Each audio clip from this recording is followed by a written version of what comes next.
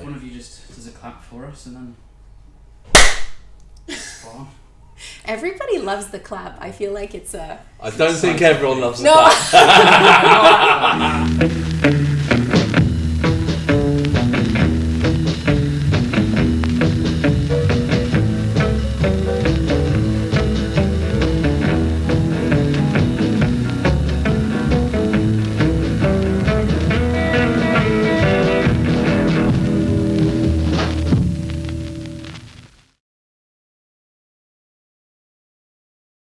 Okay, awesome. Okay, great, folks. Welcome to a new table.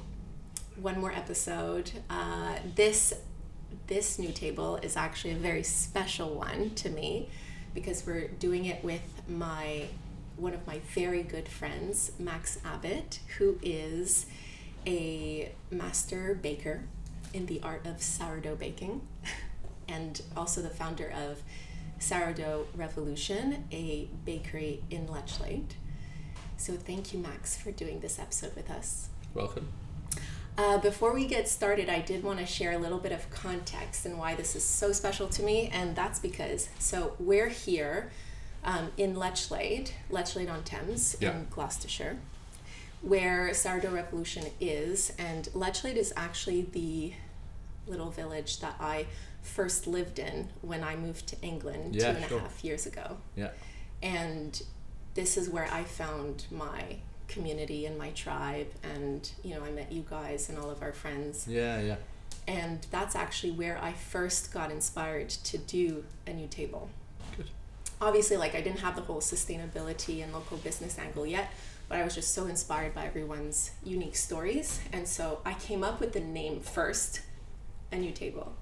And then worked it out. Yeah, and then I worked out how to connect the dots. So anyways, 2.5 years later, here we are. So that's a little bit of a backstory.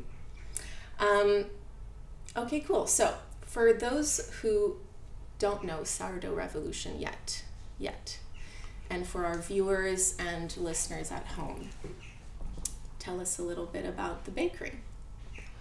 Okay, so I started the bakery, it's got to be 7.5 years, maybe longer actually, time flies. And what happened, Victoria, my wife and I, we moved up from Cornwall. I qualified as a sports performance coach, working in outdoor education, and my aim was to go into teaching. I took a teaching job, it was the worst job I've ever had. And it didn't... Why? It was awful, it was a really tough job, first year sort of teaching quite troubled kids, and I was thinking the whole time, what am I doing here? I had a lot of kitchen experience beforehand, so I did the rounds of all the local businesses with my CV just to say, here I am if there's any kitchen work. And one of the places down the road called me up. It's called Time at Southrop. Yeah. Okay. So they run a cookery school, and they've got big gardens, and they offered me a bit of gardening work, and they offered for me to be an assistant on their cookery classes, and that's where I met a guy called Daryl Taylor. He taught me to make sourdough. Okay. And it was almost like at that moment it was like something clicked. I enjoyed making it. It was something that I found quite easy. And baking, you mean? But making bread in particular. And so then I started working as a chef in the restaurant that was owned by Time. And I was making the bread for the restaurant, and we had a Michelin inspector he walked in to the restaurant. He's like, "Hi, I'm so and so from the Michelin Guide. Who made the bread?" And he asked who made the bread. Yeah. I love this story, by the way. Yeah. So it's like when it's a Michelin inspector. They're normal people. They just they understand food, and when they ask you a direct question like that, it's either going to be a compliment or not a compliment. But usually it's a complaint. Isn't it like people are most likely to complain than actually give a positive? Yeah, sure. Yeah. So he said who made the bread, and I was like, right. Yeah. You were stressed. That was me. I made the bread, and he looked at me, and it was really matter of fact. He pointed at me and he said, that's the best bread I've tasted in a very long time. And that's saying something. You should open a bakery. Oh, damn. And that planted the seed. Okay. And for a long time after that, I didn't stay working at that kitchen for very long after that. I went into a marketing job in Swindon. I was knocking on doors for charities for a year, just really doing anything to pay the bills and stuff like that. But at the back of my head the whole time it was like thinking about what this guy had said. You should open a bakery. You should open a bakery. And so Vix and I, at that point, we borrowed what to us was a significant amount of money, and we converted this garage here. This was a double garage originally. Yeah, no way. Okay. Yeah, so we took the wall down in there. I bought an oven off eBay, which was another adventure in itself. Adventure in itself, yeah. Really, that oven. The guy said to me, "I've got two ovens. If you can take them both off my hands, you can just pay for one and you can have the other one for free." Okay. And me being completely naive, like I'd never bought a bakery oven before. Right. And I honestly didn't know what I was doing when it came to setting up a bakery. I was like, yeah, sure, I'll take them both. Yeah. And obviously, the guy did not care enough about those ovens. He'd taken them out because they'd been condemned.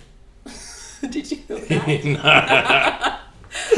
And so at about 10 o'clock at night, this Hiab truck backed down the lane, and these two ovens were dropped off. And I'm not kidding you. These ovens, each one was, from me to you. Yeah. But actually bigger than that, square, and almost up to the ceiling. So not these. So they're not this one that I've got here. These aren't. No, obviously you're not using condemned ones. These things were like 1.5 tons each, dropped in the lane by this Hiab. So we got them up against the wall, and I came to bed, and Vix was like, "So the oven's been delivered?" I was like, "Yeah." She's like, "Where are the ovens?" I was like, "They're in the lane," and Vix is like, Stop. Oh yeah. Hey, we have a visitor. Come and sit up here. Come and tell the story. Everyone meet Basil. Yeah. Who just had ice cream. Is it nice ice cream? Who could be due for a nap. Oh gosh, she really does look tired. Huh? Okay, so do you want to continue about the ovens? Yeah, so Vix is like, "Where are the ovens?" And and I was like, "They're in the lane." And she's like, "You have to get them in now. Someone's obviously gonna steal them." I was like, "You don't understand. These ovens are bigger than Land Rovers. They're not gonna get stolen overnight." So that happened. It took 10 of us to bring one of the ovens into the bakery. Wow. But then the other one I put straight up on eBay, and I flipped it for just a little bit more than what I'd paid for both of them. Okay. Oh, smart. So the first oven that set the business up came for free, not without trouble. So I got the electrician in, and he wired it up, and the top two decks blew out, on fire, blew out. Okay.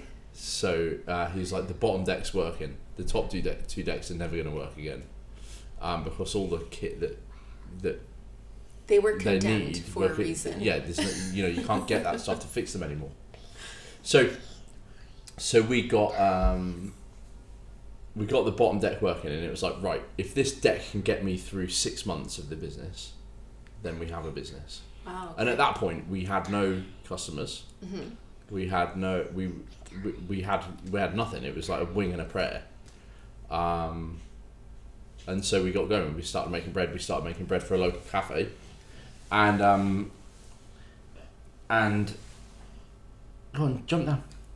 Just for the ones who are going to be listening to this podcast and not watching it, we have Max's 3-year-old son Basil, who decided to do an impromptu cameo.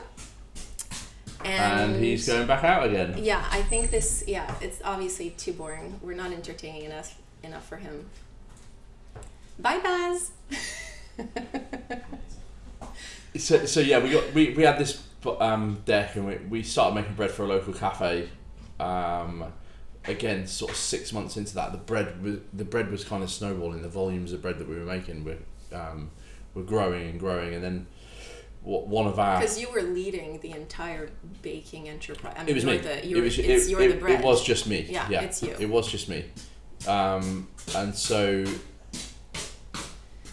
Hey Baz, are you back again? Hey, you gotta pick, man, because I have a few questions to ask you too. No. Hey, I've got something really cool to show you. Oh, bribing works. Bribery works with I know. kids. And so, we were working with a local cafe, and then one of my best customers, he came in. Actually, his name is Jeremy Mogford, and he set up the Brown's chain of restaurants, which is a big, brasserie chain. He sold that. He got a group of restaurants and hotels in Oxford called the Oxford Collection, and he came to me and he was like, "I want your bread for my table bread." Okay. Oh, great. And I was like, "Sorry, I can't do it." And he was like, "What do you mean you can't do it?"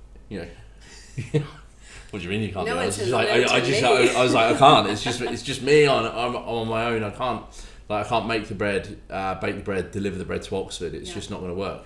But come back in 6 months, and I'm sure we can talk. We can talk, yeah. So he came back almost to the day, 6 months. He was like, "Okay, can I start using your bread, please?" He didn't forget your promise. He didn't forget, and so it was like, "Yeah, okay, sure."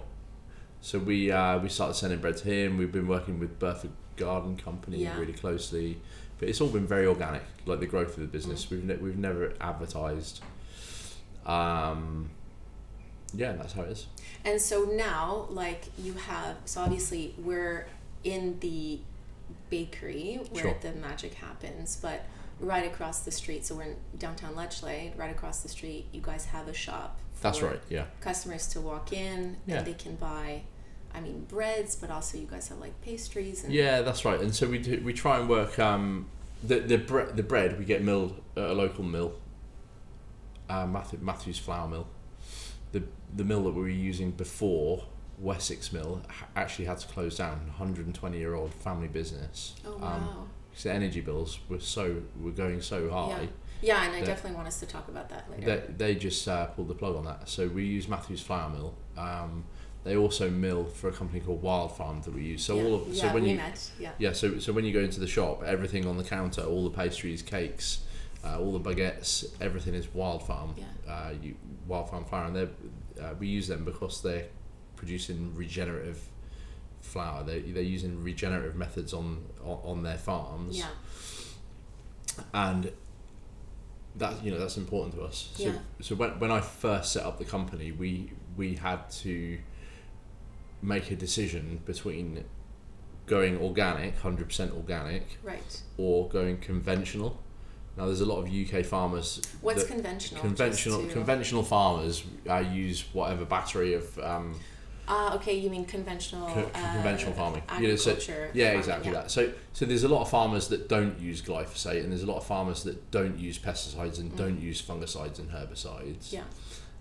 But they're still conventional farmers, and they don't have organic certification. Yeah, they're not necessarily organic, right? But then you have organic, and for us, if we wanted to go 100% organic, we'd have to be reliant on grain from Canada or Ukraine or Kazakhstan, all over the world.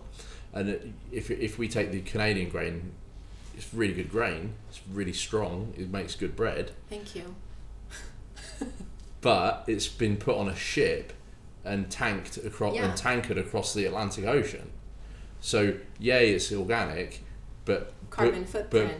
Carbon footprint. Exactly. Which is something I think people don't really consider sometimes in their shopping thought process. Like you think, oh great, I'm buying these fair trade organic bananas, but at the same time, that's great and all, but then there's the shipping to consider and the impact on. Yeah, and that was it. So for us, that sort of like the organic,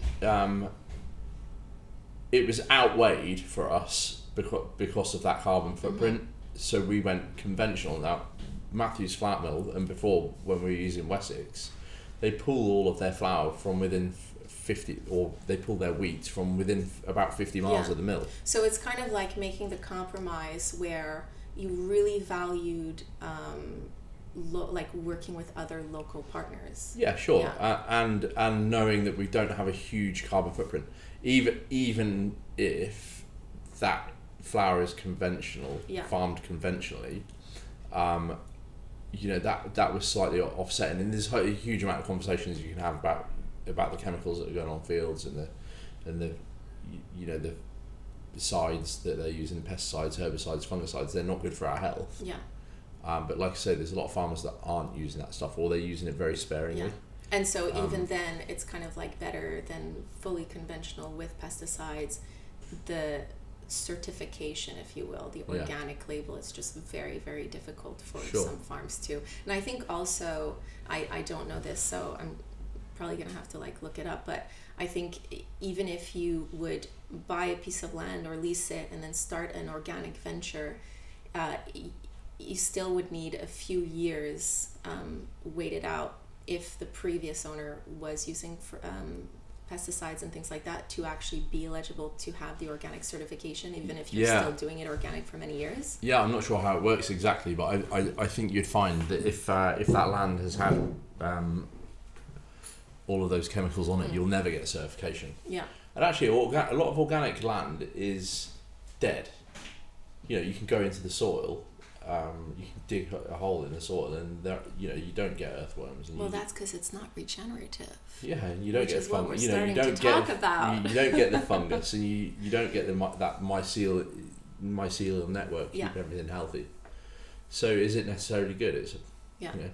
It's interesting, and that's the whole point, is to have an awareness and an understanding of every single aspects of a situation, to kind of weigh the pros and the cons. Like you're saying, it's about trade-offs, and the trade-offs that you were making for making sure that you were working within close local producers. I think it's a wonderful mindset. And I think also organic can become a bit of a buzzword. 100%, yeah. It's greenwashing. It just seems that people do fire that word around and really don't take into consideration, as we said, the carbon footprint of the actual grain.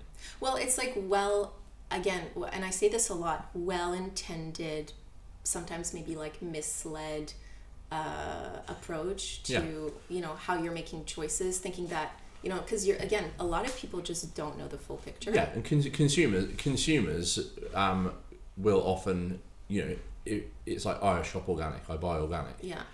But if you push them on that's where it stops. Yeah. It's like there's it's a kind of misguided sort of truth in their heads about what organic means, but they just stick with it because it's for sure. It's only like, I think organic makes up sort of less than 5% of the UK's food intake. It's really low. It's a really low market. I didn't know that. It's really not a huge amount of people use organic. Yeah. But that buzzword is used a lot. Yeah. So, moral of the story is, if people cannot or don't buy organic, a very positive or another great way to shop is also just local. Sure. Yeah. So I want to, obviously, family-run business. We just had the kid come in, but I want to talk to you obviously about the great successes that your business has had from literally, like you said, starting from zero. I want to say like negative 1 or 2 because of those 2 condemned ovens that I didn't know about. But I do want to talk about like the challenges of running a local small venture, and it feels far behind, but it's not really that long ago that we just went through a pandemic where there were a lot of lockdowns and restrictions. Sure. And I'm actually curious to know how you guys sort of navigated that as a small business, because you were only 4 years in? 4 or 5 years, I think. Yeah. It's there are challenges. The population of Lechlade is small, and sometimes I think as a business you can use excuses and say, well, we don't have the footfall. Right. We really don't have the footfall to justify having a big business. But if you create something that's good enough, people will come. People will travel and come to visit. Because it's a small area, competition's always an issue. Mm-hmm. There are competitive elements across the Cotswolds. People setting up bakeries as a money making venture, which is fine. It's absolutely fine. Sourdough bread is a very popular commodity. Yeah. If it's made properly, it's good for you. But and also during the pandemic, wasn't there this like major trending make your own sourdough at home? There was. A lot of people got involved because they were locked in, and it's sourdough had its renaissance. I think it did, and there were a fair amount of people contacting me on Instagram. I didn't get too involved in that during the pandemic. Obviously, that first sort of week or two of lockdown, I think it was around 12th of March, 17th of March. Okay, we're going to have to lock down, flatten the curve, and did you guys have to stop the? We stopped everything. Everything. Okay. Yeah, I turned around to the guys. It was like, you got to stop. Yeah, that's it. No business. No, we didn't at that point. It was we didn't have business because everyone's locked down, and then very quickly we had certain food suppliers calling, asking if we could make bread so that for their delivery services. So there were a lot of delivery services that popped up during pandemic. Because that and groceries and all that remained an essential business. Technically, as a supplier of bread, you would have been part of those, right? Yeah, that could stay running. Yeah, but actually, I just did most of the work myself for the first part of the pandemic. Everyone else was furloughed. We were in a sort of kind of golden triangle in a way because everyone was forced to shop local. You weren't allowed to go anywhere other than the local shops. We were the only people selling bread at the start of the pandemic. That's how I discovered you guys, just walking around Lechlade, because I moved in. I arrived here. I was in flight when they announced the second lockdown. Oh yeah. So right there. It's lucky they didn't lock everyone on the plane. Well, they should have. I was on it. So that during the pandemic it was okay. We were selling a lot of bread. It worked well. I'm hearing, I don't know if you can pick it up here, but like the crackling of the fresh bread. This was it's not set bread. This is real bread, by the way. Yeah.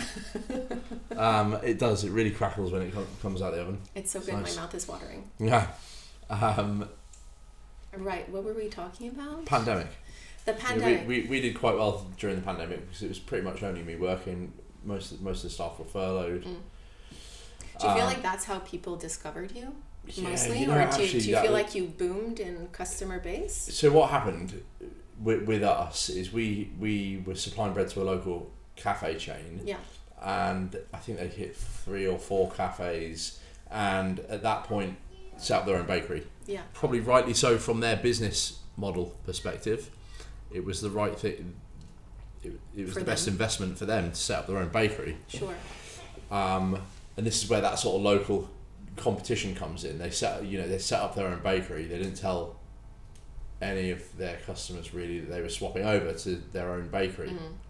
So during the pandemic, because we were back to the only one selling bread in Lechlade, right?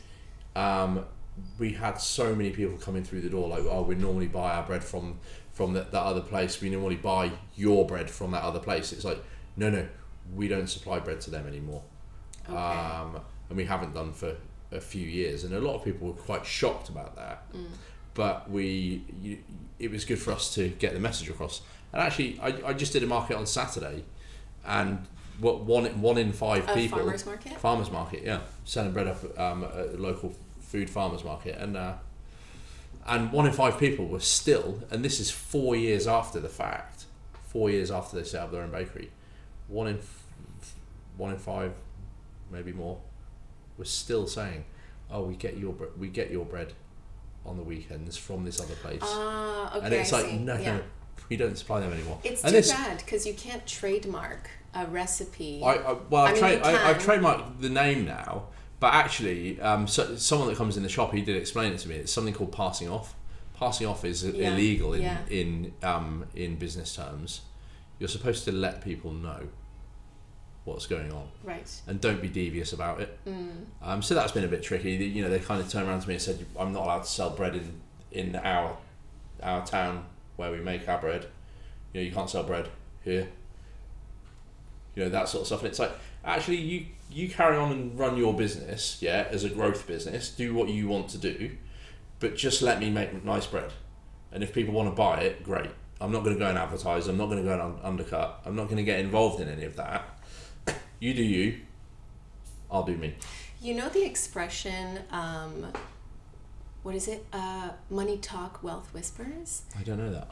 And yeah, I feel like it's kind of like you let the bread, the real one, the good one, speak for itself. Sure. And I think that that's pretty obvious when it comes to yours. I mean, you know, your bread is like renowned.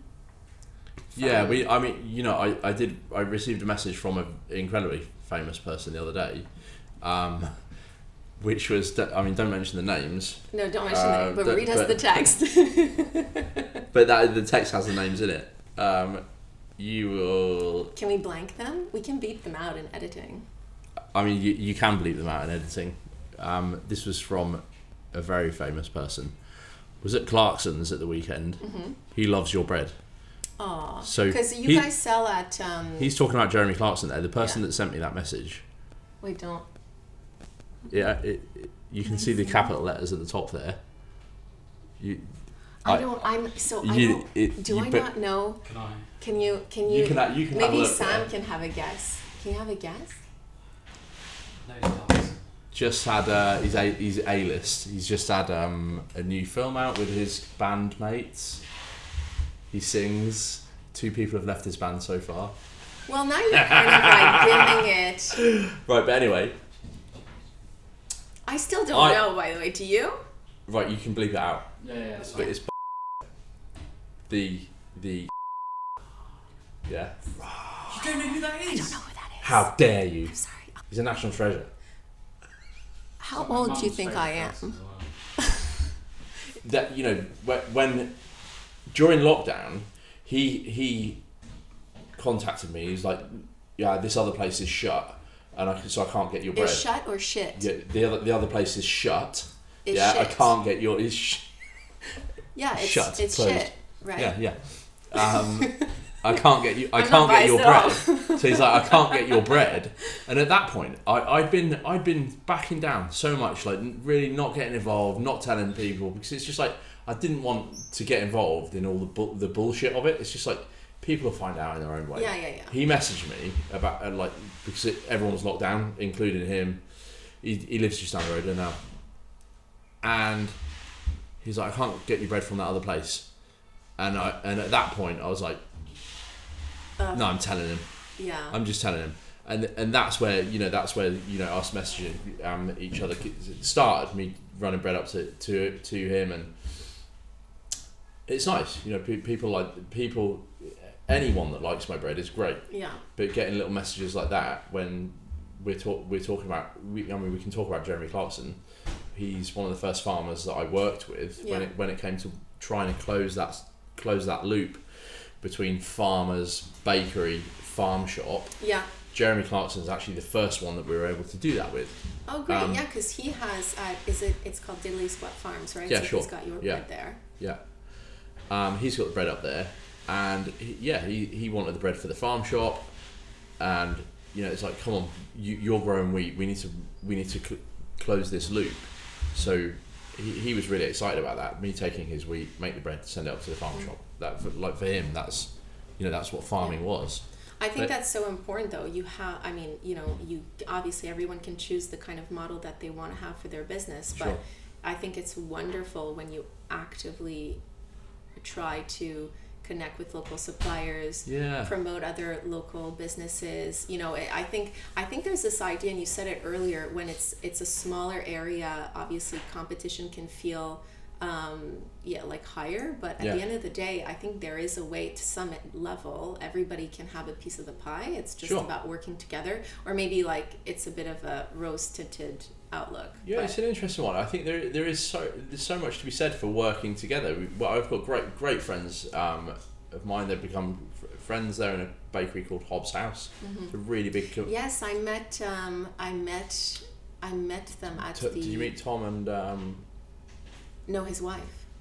Anna, yeah. Yes, Anna. We So- met at the baker's meet. So they're great. They're just like, come to the bakery, share information, let's share knowledge, let's like work together. Now it's a little bit tricky because when we're making our bread, when we started making our bread, I know a lot of these guys were like, how is he making that bread? We need to see if we can emulate that. Oh, and replicate and your bread. Yeah. Yeah. But actually they took their they sort of stepped back from that, and it's like, actually, let's just stick to what we do, which is really good really good bread rolls, and the white slice and all those things that people are used to, that get it out to the masses. I take such a small part of their in fact I didn't take any of their business really. Because you don't have a huge product line. I mean, you do white bread. Yeah, quality. Yeah, I mean, a few varieties. Yeah, There's a seed loaf and a fruit loaf, but it was for those guys are like share information, which is great. But then I've had other people that have come into the bakery, really interested, wanted to work for you and stuff like that, and then 2 weeks down the line they're like, thanks very much, I'm out of here now, and then you find out that they're setting their own bakery up in wherever 10 miles down the road and stuff, and it's like everyone's free to do that, but there's sharing information and then taking, and then there's taking. You're right, because it's like you can take, but then pay it forward and back. I get that. Yeah, it's like taking for for devious reasons. It's like it's kind of not fair. That's not in the spirit of working together. Well, so, okay, I know we talked about, without naming names, we talked about how some chains like to position themselves as artisanal bakers. Sure. But they obviously aren't. Yeah. And I think that it's very hard to replicate the quality that you guys do in a mass, more commercial kind of scale. But without revealing your secrets, can you talk to us about what makes the artisanal breads here so special? Yeah, because they really are special. I think time is money when it comes to making bread. So if we go all the way down the scale to shit white bread, then the grain comes into the factory, it gets milled, it gets mixed, yeast, sugar, additives, flour, treatment agents, whatever get added to it. An hour and a half later it's in the oven, and 2 hours after that is in a plastic bag in the back of a truck. Right. Hovis make 8 million loaves of bread a week, and that's that they can charge low prices because their volume is absolutely staggering. Right. There's a balance. There's a place called the Artisan Bread Factory. They're partner of Gale's chain. That's funny. Yeah. Artisan Bread Factory. Yeah. Okay.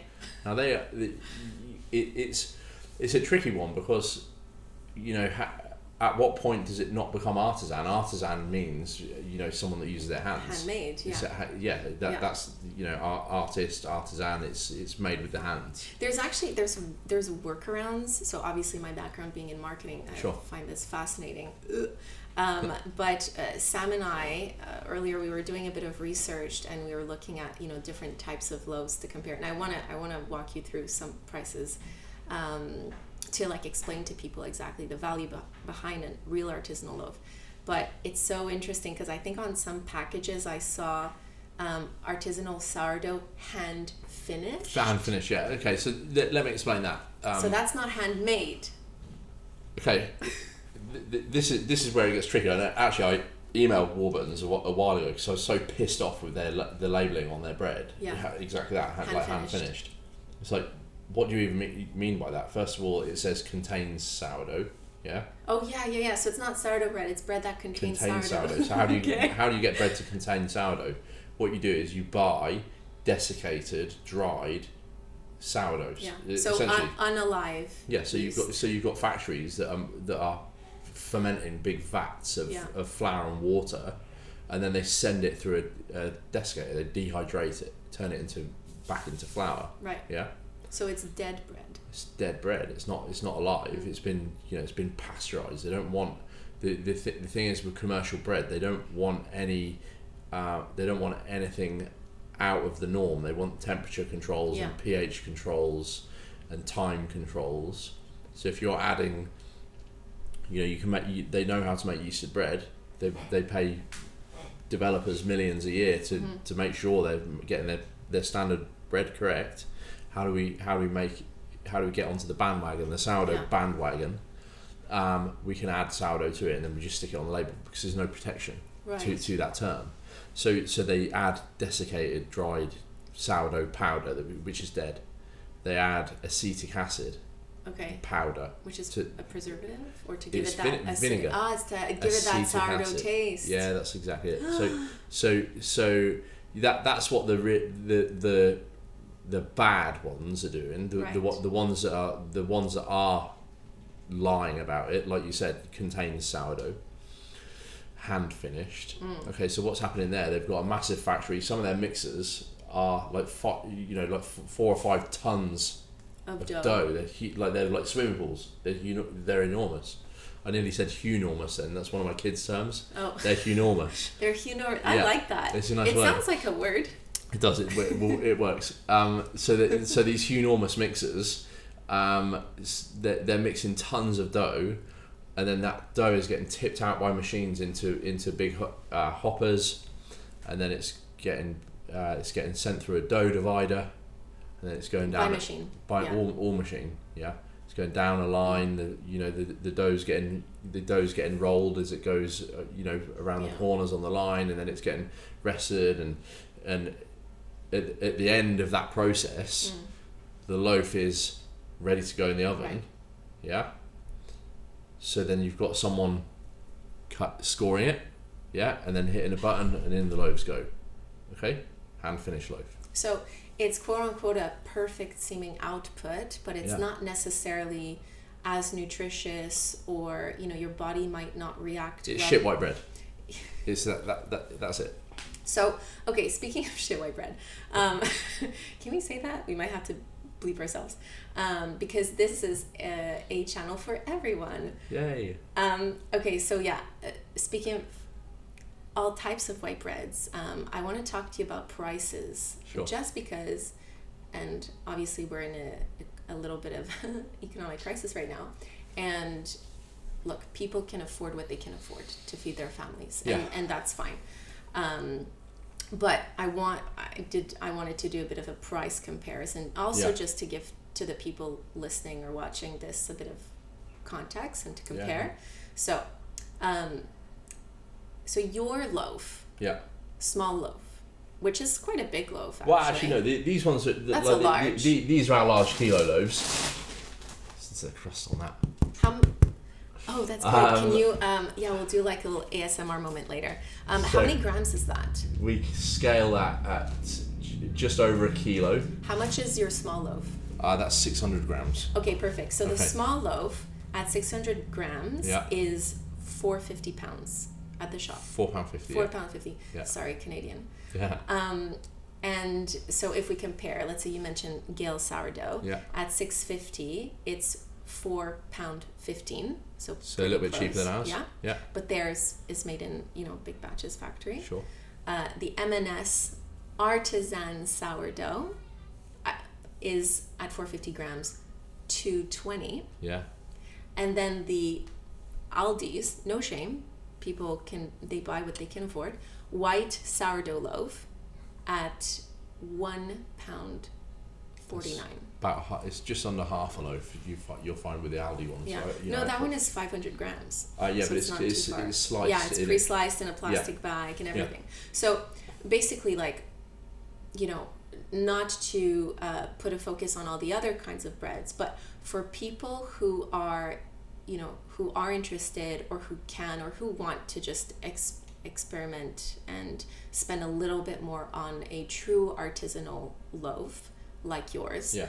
And so spend a little bit more money. What is it that they're buying? What's the value behind that? What are they supporting? It's time. Time is money when it comes to sourdough.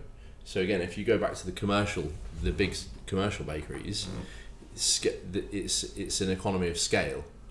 They make so much bread, so they get the investment for the machinery. Okay, a lot of that machinery you can run it with one person. There's one head baker whose role it is to hit the button. You might have a forklift driver and a few other operatives. Right. But a big operation can be run on maybe 10 people, and that's tons and tons and tons and tons of bread. Because how much? Because you guys, you're still a pretty, significant, relatively speaking, but you're still a big team in my opinion. Sure, yeah. We have, on a busy day, we've got 6 people in the bakery. Yeah. But all of our bread, aside from the mixing, we mix 100 kilos of flour at a time. It gives us a yield of almost 200 kilos of dough. That's pulled out of the bowl by hand. It's hand folded. It's hand cut. It's hand shaped. Once it's been shaped and put into the baskets, it goes into the fridge for 24 to 48 hours, depending on the bread that we're making. Proofing? That's to retard the bread. Oh, okay. So that's just to slow it down, basically. Yeah, I tried to sound smart right there, and That's to slow everything down. With sourdough, you need time. So the first stage of fermentation, you have like starches being consumed by the natural yeasts in your ferment, and they produce a lot of carbon dioxide and alcohol. That's what's happening. You get a nice sweet smelling dough. You see the bubbles start forming.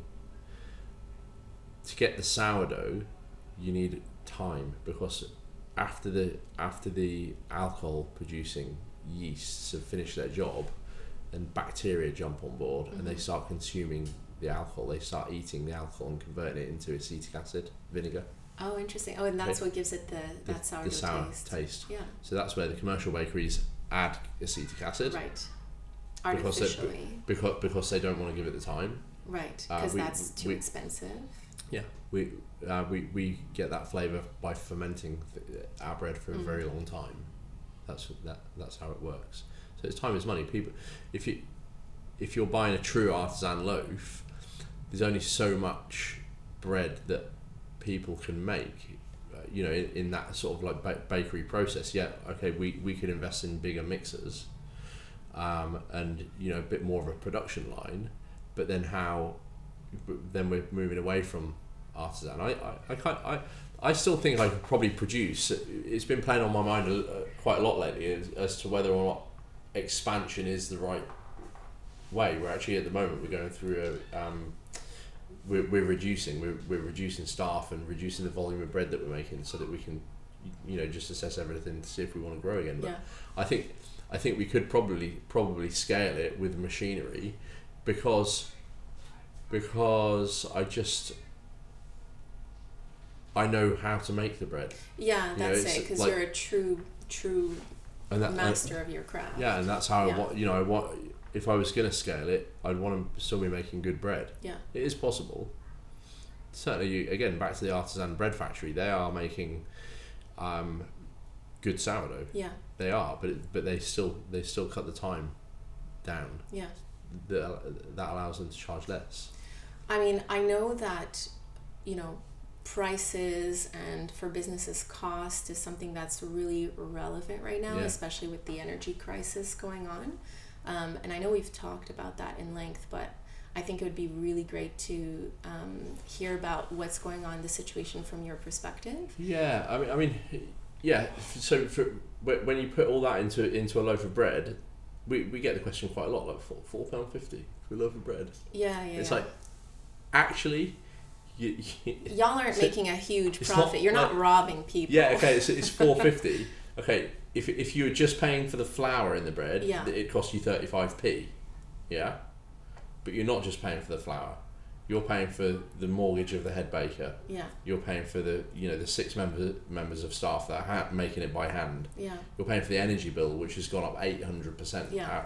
Our energy bill was staggering. Yeah. The increase. Yeah, because for those, again, I think if we have anyone that's watching and listening to this that might be outside the UK and they might not know this, there's this huge energy crisis going on. It's greatly affecting businesses because their bills are... It's not an energy crisis, it's a greed crisis. Uh-huh. I'm putting that out there. Yeah. I don't want to get too political, but the UK produced 80% of our energy a few months ago, it was 80% of the whole UK's energy was produced by renewables.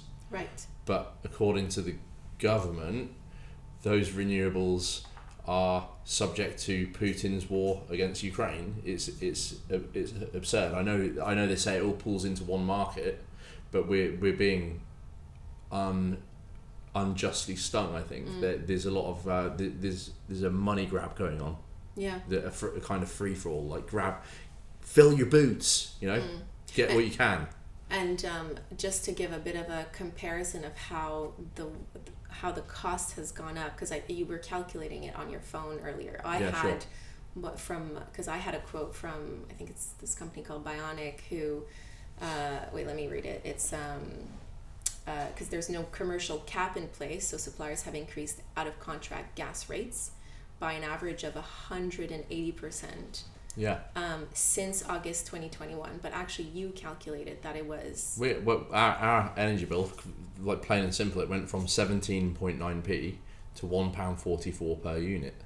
And that's how much time? That was crazy. So back in November, they said we're not putting you on contract because of market volatility, and you can't swap to any other providers because commercial providers aren't taking on new customers at the moment. Right. Because of the market volatility. And so for month per month, just the full price, you went from paying how much?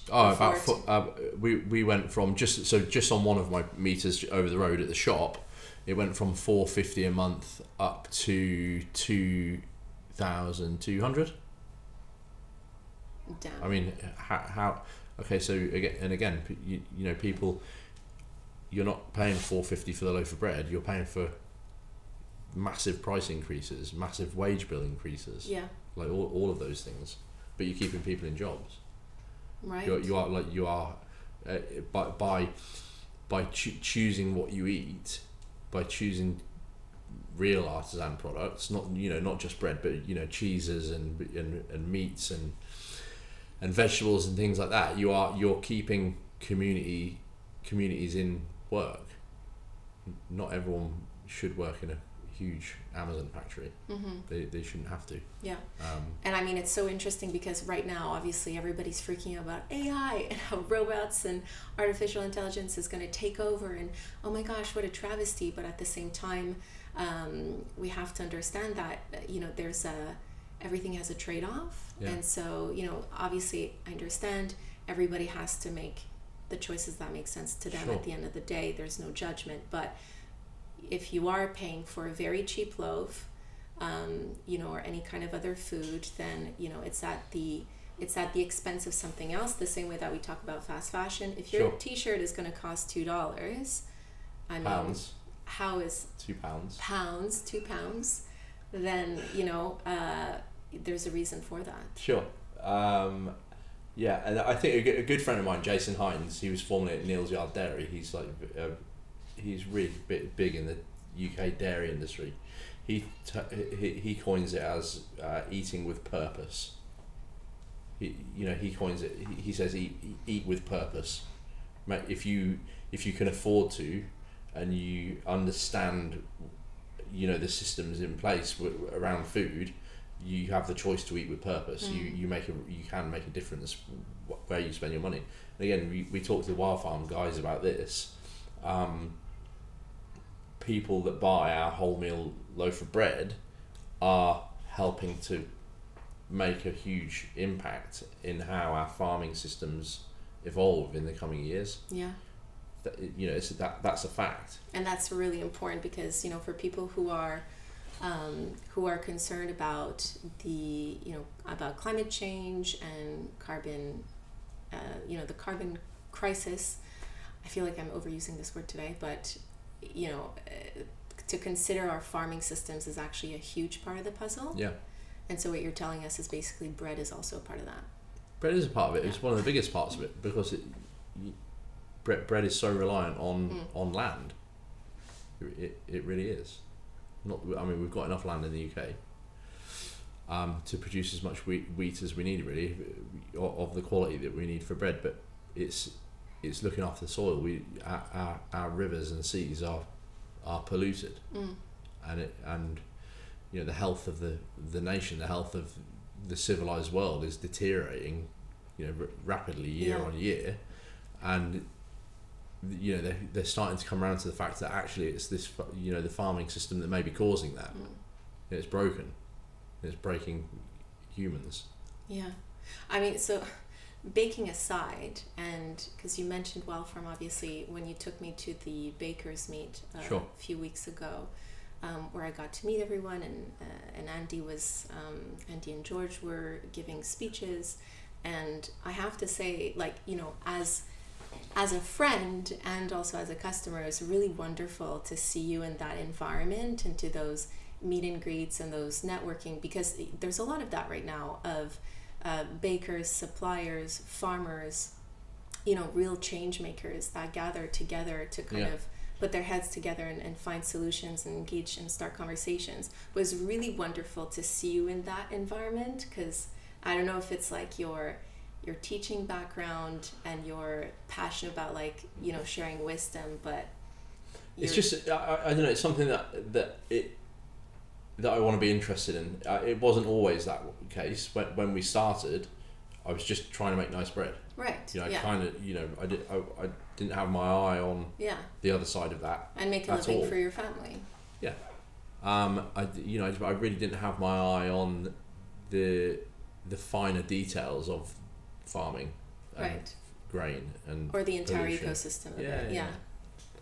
But the more you go down the line, and actually, we made the decision that we do want to do better. So how can we do better? Yeah, we could go organic, but it takes us back to shipping grain across the UK. Well, that's when it came from two different places, two different friends of mine. They were like, this guy's moved in up the road, he's got a National Trust farm, he's doing really exciting stuff. And that was right at the time where I was thinking, I need to do more, I need to do better, and that fit really well. Engaging with those guys, and just seeing what they're doing and actually going, clicking and saying. And it's really cool because it's really an environment and a community that's very collaborative. Yeah, sure. And I think everybody, like we were talking about, those who take and don't give back versus those who are really engaged and who want to give back. Yeah. So actually on that note, I mean, I kind of know a little bit the answer, but I know that you are a very natural leader and an incredible teacher. Do you want to share with us what's the next evolution for Sourdough Revolution? Yeah, so sure. We've where we're sitting now. This is a new extension to the bakery. Beautiful extension. We've got this beautiful extension. We've got views down to the Thames, and again, it's like with the cost of everything spiraling so out of control. Is wholesale bread really the right way for us to go? Yeah. Because the profit margins, you run a business because you want to make a little bit of money. Let's face it. But what we found, the margins on wholesale bread are quite slim. So how can we supplement the business in a better way that doesn't involve buying tons of flour, right? Using kilowatts of electricity, and having to fill up vans with diesel to move bread around. And still, I guess, staying close to your values. And stay close, exactly. Stay close to the values and be in this space. And so what we're planning on doing here is to set up a little bakery school. We'll start bringing people in and teaching them how to make bread and how to make pastries, and there's all kinds of courses that we'll probably run. English cooking, how to, Who's going to do that? You're going to do that? Yeah, I'm going to run it. I'm going to run the course. So I've got a little bit of experience, with courses anyway, through working with Daryl back at Time all the way at the beginning. We're just going to start bringing people in and chatting about bread and making some nice bread. That's awesome. Yeah, it's going to be good. I hope that I know we're going to come back and probably do a second episode, and this time you'll talk to us about the school. Well, actually, hopefully the school will be set up by then. We are. Vix and I, we're expecting another baby in October. We're renovating the house. One. Yeah, fourth one. We're totally ripping and renovating the house. So there's a lot going on. Yeah, everything's tumultuous at the moment. So the bakery school is currently filled with our worldly possessions. Yeah. So it's and- like everything's kind of like chaining on to the next. Sure. Once the house is ready to move back in, then you'll be able to set up the school properly. And That's right. Yeah. yeah. And then see where it takes us. We've got an amazing location here. We're very lucky with that. We've got a really good network now of people from Andy up at Wild Farm to Clarkson down the road. We've got this great network of people that we can work with. Yeah, and Lechlade is a lovely town. I mean, with Tim's new restaurant that opened up, and it's a buzzing little town. Lechlade is the highest navigable point on the Thames. Mm-hmm. So boats, barges can't really get further than Lechlade. And so it's taken a few years, but it is becoming a more sort of a more buzzy town. Yeah. Which is nice. It's good. Obviously, it's cool. We live here. Yeah. Or sort of. Half live here. Yeah. So there is one last thing that I would like to add. Like our business, Sourdough Revolution, has always just been about making nice bread. Yeah. That's it. Like we just want to carry on making nice loaves of bread, and if people want to buy that bread, then it's fantastic. But some people can't afford it, and that's fine. And some people want to use other suppliers, and that's fine. But our ethos for our business is really that we just want to make nice bread, and if we can down the line take better steps to make that nice bread better bread, then we will. So we're working with regenerative farmers, adding more whole grains, all those types of things to make it better. But that's us. That's our business. Yeah. We just want to make nice bread, and if nice bread that gives back. Yeah, and if you guys like it, great. Not everyone will, but that's okay as well. So for anyone, obviously you guys have your shop in Lechlade for any walk-in customers. For anyone who might not be in the area, where else can they find Sourdough Revolution bread? Sure. So as far over as Cirencester, you've got Made by Bob, which is a nice bistro deli over there. We've got customers up in Burford Garden Company. They're a really great customer. They take a lot of bread. Diddley Squat Farm Shop. They use the bread. Then we go over to Yui Coffee Roasters in Whitney. Over to Oxford, we've got the Jericho Cheese Company. They sell the bread in Oxford every day fresh. So we're spread out. Yeah, we're well spread out. But if people do want to find out more, they can just jump on the Instagram. Perfect. Sourdough Revolution food. And Sourdough Revolution. Yeah. And just Sourdough Revolution. Yeah, that's right. Yeah. Perfect. Go follow them on Instagram. Thank you so much, Max. You're welcome. And this is not the last time. Well, hopefully next time you come back we can actually get some dough out and make some bread. Perfect. Yeah. Sourdough Revolution has a clandestine pop-up pizza shop Friday nights. It's not clandestine. I just like to say it is. It's cooler that way. Friday night pizzas. Regenerative flour. From Wild Farm. Good toppings, yeah. So it's too late, we missed the boat? No, you don't, you've got plenty of time. Awesome, let's go get pizzas.